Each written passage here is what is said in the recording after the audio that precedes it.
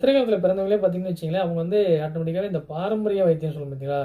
சித்த வைத்தியம், நாட்டு வைத்தியம் அந்த மாரில ஈடுபாடு இருக்கு அவங்களுக்கு. தன்னையே அந்த இது கொண்டு போயிரும். நீங்க நோட் பண்ணி பாருங்க. பத்திரை காலத்துல பிறந்த நபர்களா இருந்தீங்கன்னா, அவங்க வந்து சித்த வைத்தியம் பத்தி பேசுவாங்க. இல்லன்னா வந்து இந்த மூலிகை சூப்பு, டீ தூள் இப்படி இருக்கு, அப்படி இருக்குன்னா அந்த அந்த ஒரு இதே தான் அவங்க இருப்பாங்க. ஏன்னா, அது தன்னை அதோடைய துறையை சம்மந்தப்பட்டது கொண்டு போகும். அப்ப நீங்க வந்து ஏழையா இருக்கிற தையல் தொழிலாளர்கிட்ட நீங்க ஏதாவது ஒரு வேஷ்டி மூட்டுறது, சட்டை ஓரடிக்கிறது, தைக்கிறது, பனியன் ஓரடிச்சு இதே மாதிரி ஏதாவது ஒரு வேலை கொடுக்கலாம். எனக்கு எல்லாமே ரெடிமேட் ஆயிடுச்சு.